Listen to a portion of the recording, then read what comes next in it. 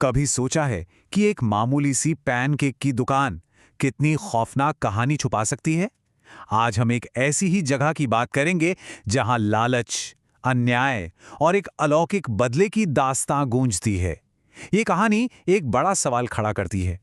क्या इंसाफ की आवाज मौत की दीवारों को भी पार कर सकती है? सोचिए, उस दुकान का नाम ही लोगों ने क्या रखा था। डायन की पैनकेक की दुकान। जी हां, यही बुलाते थे उसे। सिर्फ ये नाम ही काफी है रोंगटे खड़े करने के लिए, है ना? पर आखिर क्यों? ऐसा क्या था उस दुकान में जो लोगों को इतना डराता था?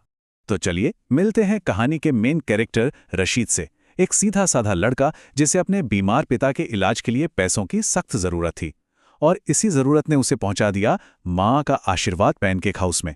सब ठीक लग रहा था, सिवाय मालिक की एक अजीब सी बात के। उसने कहा, इस नौकरी के लिए हिम्मत चाहिए। अजीब है ना, पैनकेक बनाने में हिम्मत का क्या काम? तो रशीद ने काम शुरू किया। पहला दिन था, सब कुछ नॉर्मल लग रहा था। एक बुजुर्ग ग्राहक आए, उन्होंने एक गरम पैनकेक ऑर्डर किया। रशीद ने उन्हें पैनकेक दिया और बस पानी का ग्लास लेने के लिए मुड़ा ही था। उसे क्या पता था कि यही चंद सेकंड उसकी जिंदगी को हमेशा के लिए बदलने वाले हैं। और जब रशीद वापस पलटा तो सन्नाटा। वो बुजुर्ग आदमी गायब, पैनकेक गायब, यहां तक कि प्लेट भी गायब, जैसे वहां कोई कभी था ही नहीं। रशीद का तो दिमाग ही सुन्न हो गया, दिल जोर जोर से धड़कने लगा। ये क्या हुआ अभी? आखिर वो गए तो गए कहां? ना कोई दरवाजा खुलने की आवाज, ना कोई निशान, कुछ भी नहीं। क्या रशीद का दिमाग खराब हो गया था? क्या ये सब बस उसका वहम था?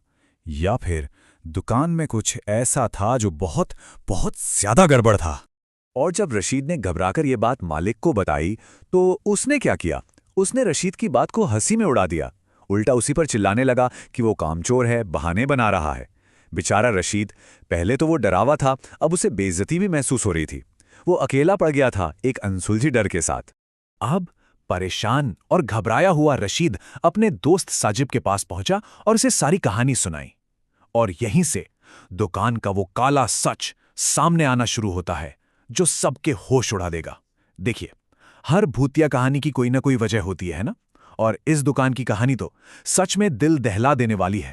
बात कई साल पुरानी है। इस दुकान में शीरी नाम की एक कमाल की कुक काम करती थी। उसके हाथ में जादू था और उसी के वजह से ये दुकान फेमस हुई थी। पर शीरीन का एक सपना था, अपनी खुद की दुकान खोलने का। और बस यही बात लालची मालिक मुफिस को बर्दाश्त नहीं हुई। उसने शीरीन से उसके खानदानी मसालों का सीक्रेट फॉर्मूला मांगा।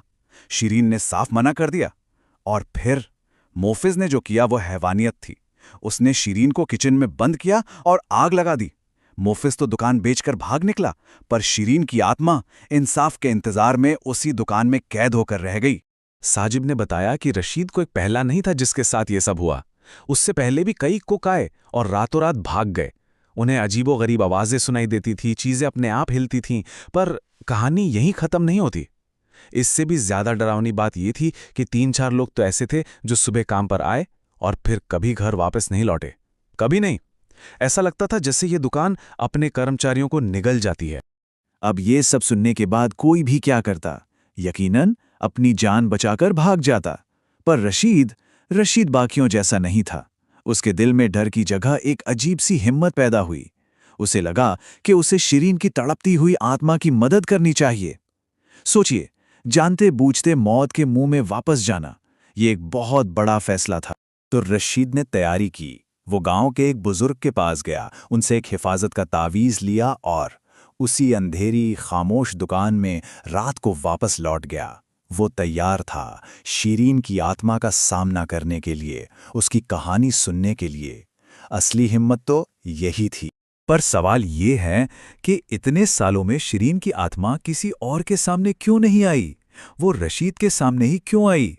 क्योंकि उसे रशीद में कुछ खास दिखा। बाकी के कुक लालची थे, चोर थे, बेईमान थे, पर रशीद ईमानदार था।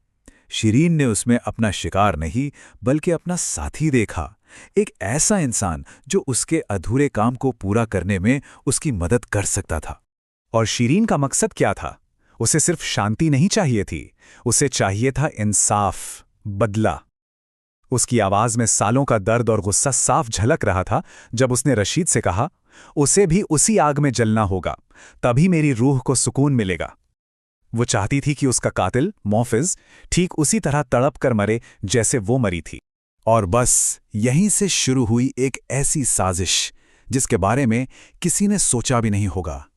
एक जिंदा इंसान और एक भटकती आत्मा, दोनों ने मिलकर एक जाल बुना, एक ऐसा जाल जो उस शैतान को वापस उसी जगह खींच कर लाने वाला था जहां उसने अपना गुनाह किया था। प्लान बहुत सीधा और बहुत शातिर था। सबसे पहले रशीद और साजिब ने मिलकर मोफिस का फोन नंबर निकाला। फिर रशीद ने उसे फोन किया और कहा कि वो दुकान का नया कुक है। और फिर उसने फेंका अपना तुरुप का इक्का। उसने मोफिस को झूठ बोला कि उसे दुकान में पुराने जमीनी कागजात का एक बक्सा मिला है।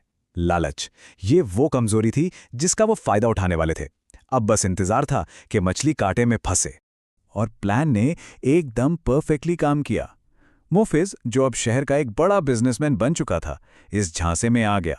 उसका लालच इतना बड़ा था कि उसके सामने उसे अपने पुराने गुनाह का डर भी छोटा लगने लगा। वो उस जगह वापस आने के लिए तैयार हो गया, ये जाने बिना कि वो अपनी ही कब्र खोदने जा रहा है। तो वो रात आ ही गई, आखिरी मुकाबले की रात। मोफिस उस अंधेरी सुनसान पैनकेक की दुकान पर पहुंचा। उसके दिमाग में सिर्फ उन फर्जी कागजात का ख्याल था। उसे बिल्कुल अंदाजा नहीं था कि अंधेरे में उसका अतीत, उसका सबसे बड़ा खौफ उसका इंतजार कर रहा है। अंदर घुसते ही मोफिज अपनी अकड़ में चिल्लाया, कौन है यहाँ? सामने आओ। उसे लगा कि वो यहाँ का राजा है, पर उसे क्या पता था कि वो अपने ही बनाए नर्क में कदम रख चुका है। और तभी उस अंधेरे में से शिरीन का साया उभरा। उसकी आंखों में सालों पुराना गुस्सा और दर्द की आग थी। उसकी आवाज पूरे कमरे में गूंज उठी, पहचाना नहीं मुझे मोफिज? इस भूत को बनाने वाले तो तुम ही हो। मोफिस की तो जैसे सांस ही रुक गई। डर से उसका चेहरा सफेद पड़ गया।